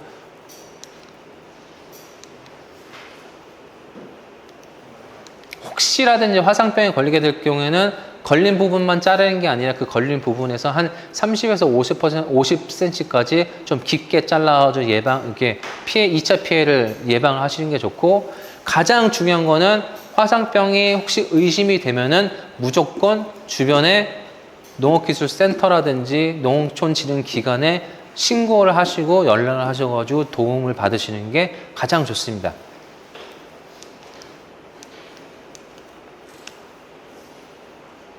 왜 그걸 말씀드리냐면은 본인이 화상병에 의심이 됐을 때 신고를 안 하게 되거나 아니면 방치를 하게 되면은 나중에 피해를 보셨을 때 피해 보상을 제대로 받지 못하시는 경우도 많아요. 그렇기 때문에 의심이 되면은 항상 신고를 해주시는 게 가장 중요하고 물과 비료를 줄 때라든지 아니면 곤충 뭐 이런 거 했을 때 특정하지 않은 그냥 정상적으로 이제 받지 않은 이상한 출처가 불분명한 이런 묘목이라든지 아니면 접수 같은 거 사용하시는 거 좀 금지하시길 바라고요.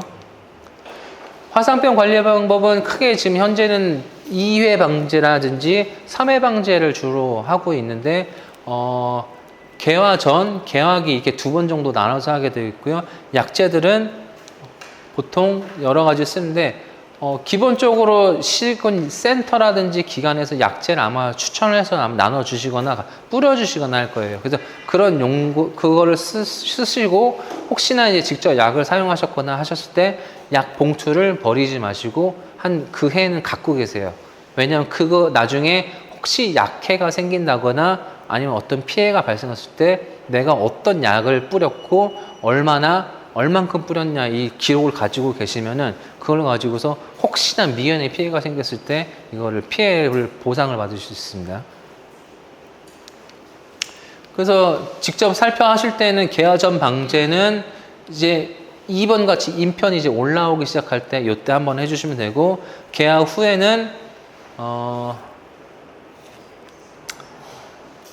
어디냐 지금 요 개화 시기에 좀 뿌려주시게 되는데 요 시기는 아마 센터에서 좀 알려주실 건데 그거를 보시고서 하시되 잘 모르시겠으면 옆에 보시는 것 같이 7번 번 개화 한 80% 개화했을 때 5일 안쪽으로 그리고 세 번째는 이 상태에서 15일 안쪽으로 한 꽃이 어느 정도 거의 다 폈었을 때 5일 내지 10일 안에는 한 번 더 치신다고 생각하시면 돼요.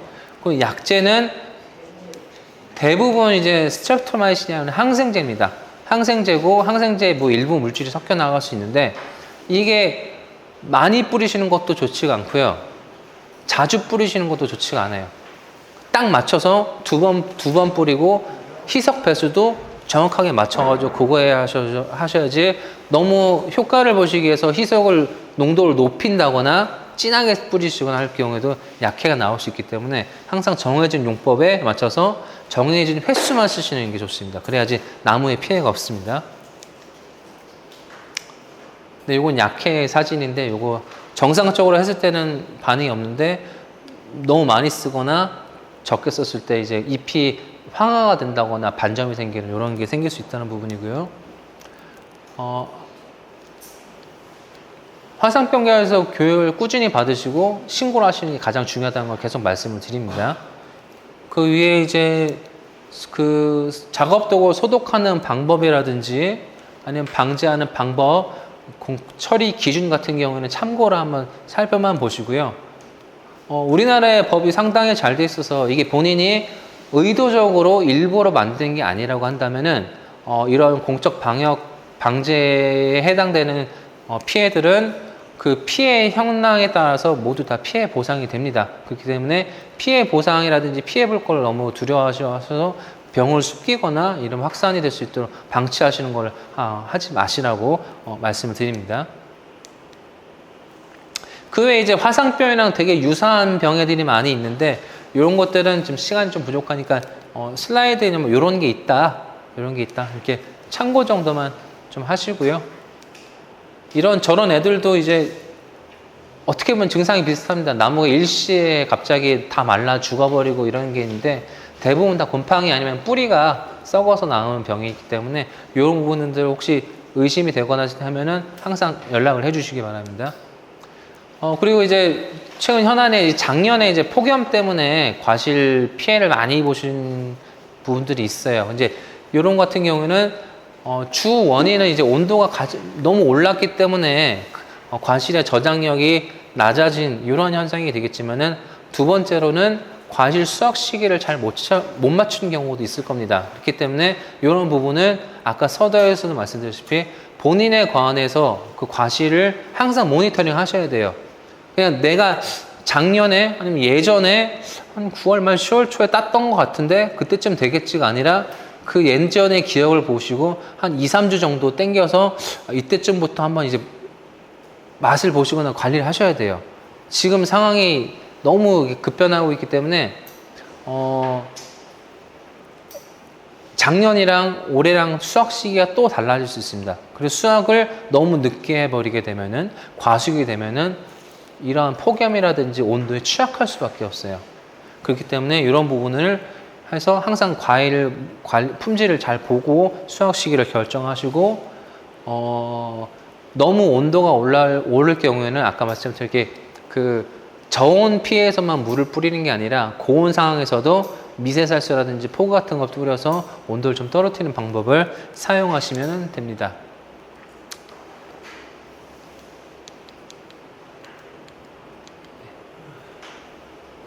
네.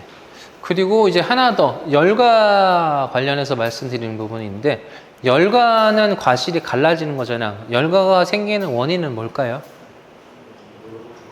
물 부족이요? 네. 열과가 생기는 원인은 물 부족도 맞는데 물 부족 상태에서 갑자기 물이 들어갈 때 열과가 생깁니다. 저희 아까 말씀드렸죠. 물 관리가 가장 중요하다고 했었잖아요. 그래서 연중 과일이 수확하고 나서 그리고 과일이 겨울에 휴면에 들어가기 전까지 물은 계속 주셔야 돼요. 과일 딸 때 과일 수확하는 시기, 예를 들어서 내가 9월 15일, 9월 30일 날 과일을 딴다고 할 때 9월 30일 날 내가 딸 거라고 예상이 되면은 과일의 당도를 올리기 위해서 한 7일이나 10일 동안을 아예 물을 안 주게 되면은 과일 당도가 조금 오르긴 해요. 그래서 요거는 있을 수는 있겠지만은 과일을 다 따고 나서 이후에도 물을 주셔야 영양분들이 계속 나무로 공급이 되면서 겨우내 버티고 그 다음에 새로운 과일이나 꽃을 만드는 영양분을 비추하기 때문에 수확 끝났다고 농사 끝이 아니라 겨울에 휴면 들어가기 전까지는 물을 지속적으로 계속 주셔야 되고, 그리고 열과 생기는 원인은 물이 없다가 갑자기 물이 늘어나는 경우에 세포가 터지면서 열과가 생깁니다. 그렇기 때문에 물 관리를 항상 신경 쓰셔야 돼요. 건조하더라도 물이 계속 들어가야 되고 너무 과습할 경우에는 물이 안 들어가게 조절을 하셔야 됩니다. 그래서 가장 좋은 거는 본인의 과원에 뭐 예를 들어서 뭐 여름에 장마 이럴 때는 좀 어렵잖아요. 본인의 그 과원에 이제 장마하고 나서 물이 이게 과원에 물이 고여 있는데 이게 한 한나절 만에 물이 빠지지 않는다라고 하면은 땅이 좀 안 좋은 거예요. 물이 잘 안 빠지는 거예요. 이제 그럴 때는 과습이 유지되고 있다라는 걸 생각하시고서 바로 물을 주시기보다는 좀 천천히 물 관리를 하셔야 되고, 만약에 가능하시다라고 한다면은 뭐 센터라든지 어디 뭐 도움을 받아서 그 토질 개선하는 이런 쪽을 좀 활용을 해보시는 것도 좋습니다. 네. 그래서 지금 시간상 뭐 여러 가지 했는데 일단 물 관리가 계속 일정하게 유지가 되면은 열감이 생기지 않아요. 근데 말랐다가 습했다가 말라서 습했다 이게 유지가 반복이 되면은 열가 생길 수 있다는 거, 이 부분을 해서 재배 관리 좀 유의를 하시기 바랍니다. 그래서 전체적으로 좀 간단하게 말씀드렸는데 혹시 좀 궁금하신 게 있으면 좀 한두 가지만 좀 답변을 드리고, 시간상 너무 많이는 좀 어려울 것 같습니다. 예.